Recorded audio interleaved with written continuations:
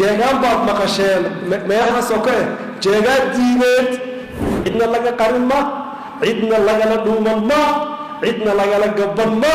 si toos ah ayaa maxay loo sheegayaa doorka maanta taagan dhalinyaro u diyaar ah inay ka qayb galaan baahiyaha waaweyn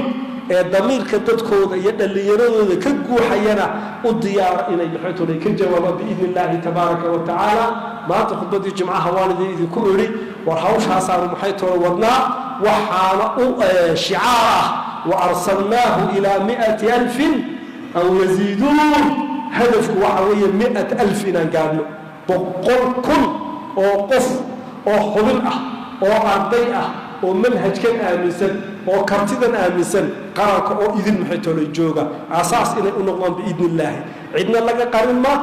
cidna lagala dhuuman ma cidna lagala gaban ma si toos ah ayaa maxay loo sheegayaa hadafkuna waxa weeyaan al-i'daad al-kaamil konton sano ka hor ayaa sheekh xaggan galbeedkaa shishay naga xiga ayaa dadkiisii dhex maray iyo tuulooyinkiisii iyo dadkii wuxuu arkay diintii ka jaahila oo dacwadii daciif tahay oo aqoontii aan aad loo faafinaynin markaasuu geed hoostii intuu fadhiistay uu iska ilmeeyo wuxuu yidhi annaa yuxyi haadihi illaahu bacda mawtiha dhulkii markuu eega toban dadkan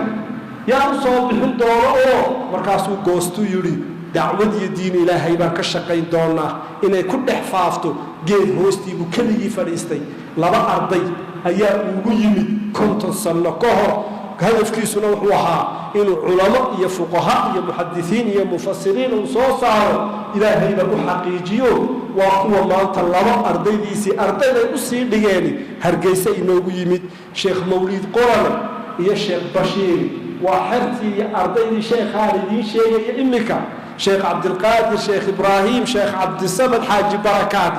geed hoostii uu ku ooyay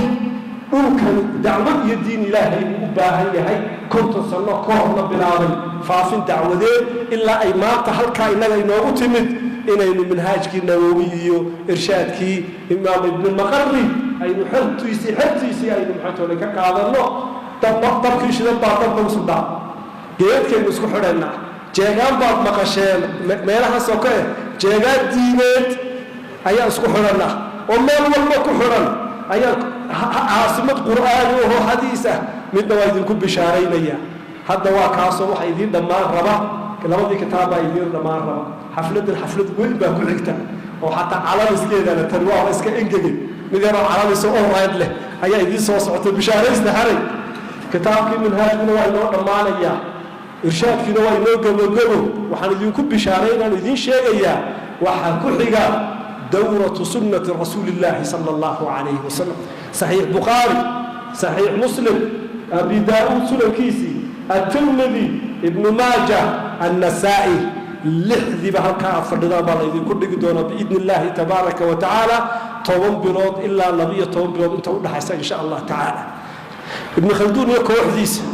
حرته وراشا عامر شيء بيقارك إيه حرتيس دمان كل بشارة بإذن الله تبارك وتعالى أرضي جلبها اللابطي بو يقلن كيدا سيدتا نبي كيدا تقانا صلى الله عليه وسلم وحي سمحته ولا ويليسي علم جينا كرو قاطي عملنا الديارة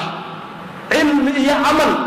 علم جينا لغنيسا عملنا الديارة بإذن الله تبارك وتعالى علماء نصو شرفتي وشيخين الشيخ عبد الله البربراوي تبقى عبد الشيخ عبد الله البربراوي قلت له هوسطات كيكتاني شيخ بقى وليس لها كذبوا بالبراء واحد بكر بطل وكلاهما صحيح بالروايتين مختلفتين كونه واحد رفض الدكتور كان يبين من النصوص شرفي الدكتور عبد الغني مؤسس كي جامعة بدر مدير كمركز كبدرية أبحاث كتب وروين وباهي وقبلنا إلهي مهدي نجاها قبتري بنقية إسلامية سوى عن جد الصومالي وبحيي هالجماعة يهردن كفكر أي نكهر ليننا كتاب كيسي ويناء إنه وقر بإذن الله تبارك وتعالى أدبر وفرح سنة إنه ما تمحتر إنه يماده شيخ يجيب إنه جوجو شيخ القرآن ودار القرآن ومحتر عمر كيسي قليي كتاب كإلهي إنه هنقاض وهنقاض الشيخ محمد هذا وبشارة سر هذا كله كتاب كإلهي سبحانه وتعالى جهدي أجلس إلهي سبحانه وتعالى هكذا باريو